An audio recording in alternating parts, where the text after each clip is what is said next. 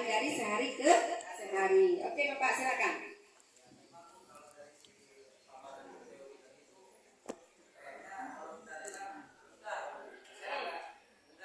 Ya, memang semua prakteknya susah Pak.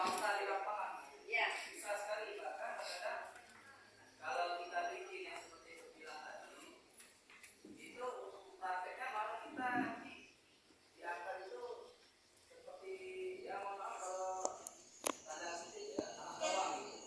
Padahal sebenarnya yang kita katakan itu demi kemajuan juga, Demi kepentingan bersama. Tapi cara-cara pemimpin kita yang memandang kita itu walaupun memang tidak bisa diterima, tapi memandang kita itu seperti anak bawang.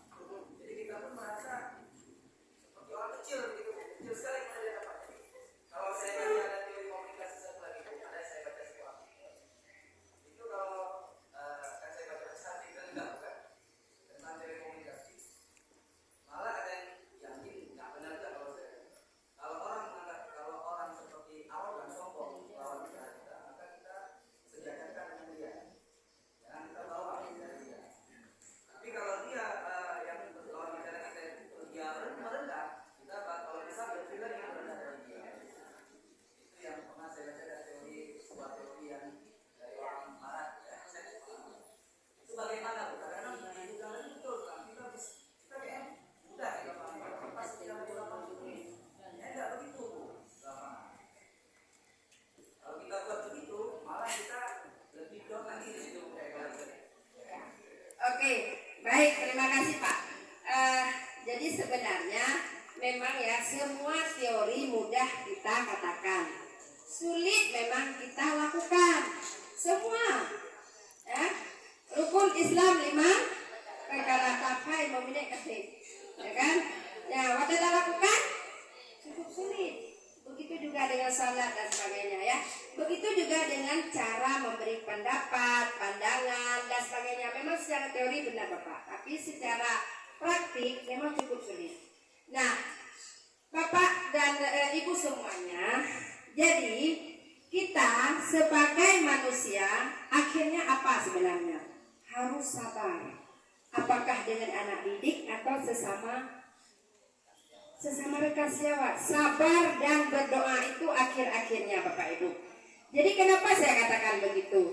Karena setiap perubahan yang akan ingin kita lakukan di sebuah organisasi, 16% memang larget.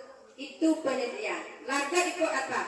Orang yang memberi tantangan, orang yang menantang, orang yang tidak mau menerima sebuah perubahan itu. Nah, memang bukan sulit lagi, memang tidak mau menerima. Setiap perubahan, setiap pendapat yang dipaparkan ingin membuat sebuah perubahan, awalnya adalah motivatornya 2,5%. Itu adalah motivator awal. Kemudian dari motivator itu jadilah nanti pengguna awal 34%. Yang pengguna awal dalam berjalannya sebuah perubahan itu nanti ada yang nggak mau mengikuti juga. Akhirnya tumbang di tengah jalan.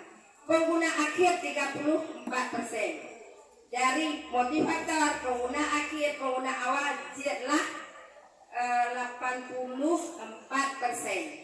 16% memang larget, memang penantang, memang